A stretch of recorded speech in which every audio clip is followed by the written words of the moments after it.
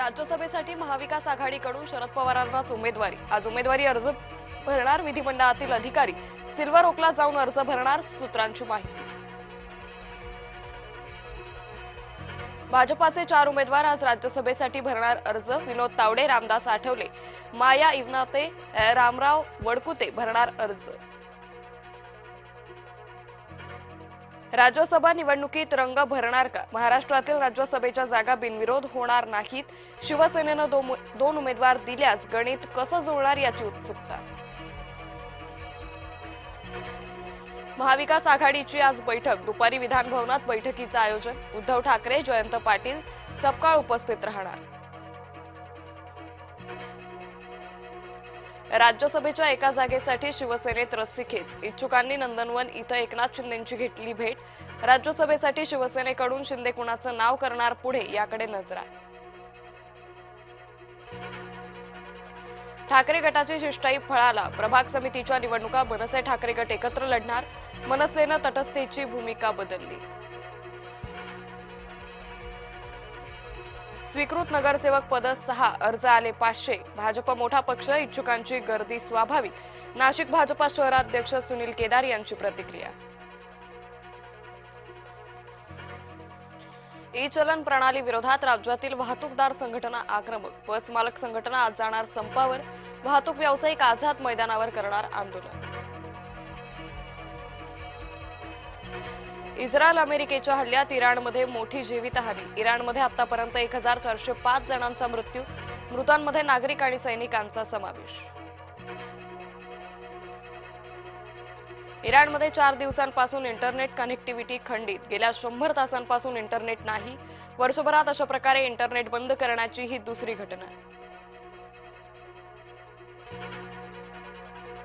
खामेनीच्या अंत्यसंस्काराचा कार्यक्रम इराणनं ढकलला पुढे। तेहरानमध्ये अभूतपूर्व गर्दी लोटण्याची शक्यता। मोठ्या गर्दीवर इस्रायल अमेरिका मारा करण्याची भीती।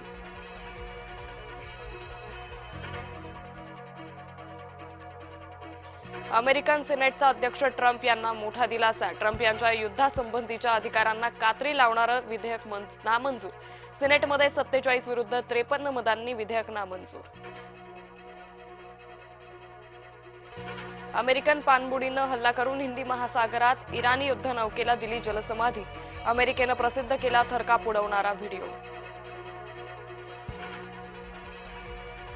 इराणमधील दहशतवादी राजवट संपवली। इराणच्या एअर स्पेसवर लवकरच कब्जा। व्हाईट हाऊसनं जारी केलं स्टेटमेंट। भारताच्या परराष्ट्र मंत्र्यांची सौदी अरेबियाच्या परराष्ट्र मंत्र्यांशी चर्चा। एस जयशंकर यांचा प्रिन्स फैसल बिन फरहान यांच्याशी संवाद। आखाती युद्धामुळे उद्भवलेल्या स्थितीवर चर्चा। शेअर बाजारात आज सकारात्मकता। सेन्सेक्स 400 अंक तर निफ्टी 100 अंकांवर उघडला। युद्धामुळे 3 सत्रांमध्ये मोठी घसरण। आज डॉलरच्या तुलनेत रुपया 58 पैसे मजबूत। मात्र कच्चं तेल 3% महागलं।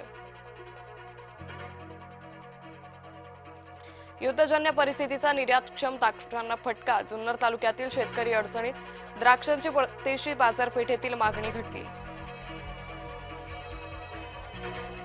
युद्धाच्या पार्श्वभूमीवर आखाती देशांमध्ये निर्यात महागली। कांद्यासह अन्य भारतीय मालाला वाहतुकीसाठी सोसावा लागतोय अतिरिक्त खर्च।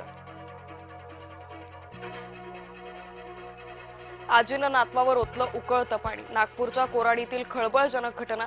रंग उडवल्याच्या रागातून चिमुकल्यावर फेकलं उकळतं पाणी। नाशिकमधील मालती आयव्हीएफ सेंटरची मान्यता रद्द। स्त्रीबीज तस्करी प्रकरणी कारवाई। बुधवारी पालिकेनं आयव्हीएफ सेंटर केलं होतं सील। आरटीईसाठी शिक्षण विभागाचा भोंगळ कारभार। प्रवेश प्रक्रियेआधीच अनेक विद्यार्थी बाद। 1 किलोमीटर अंतर्गत शाळा नसल्यानं विद्यार्थी प्रवेशापासून वंचित। दूध उकळताच दुधाचा झाला रबरासारखा गोळा। भेसळयुक्त दुधाचा आणखी एक धक्कादायक प्रकार उघड। शिरपूर तालुक्यातील खर्देत गावातील घटना।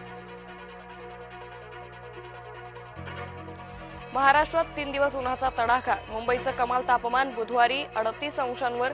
पुढचे काही दिवस राज्यात उष्ण वाऱ्यांचा प्रभाव राहण्याची शक्यता। आज वानखेडेवर रंगणार दुसरी सेमीफायनल. गतविजेत्या टीम इंडिया समोर इंग्लंडचं आव्हान.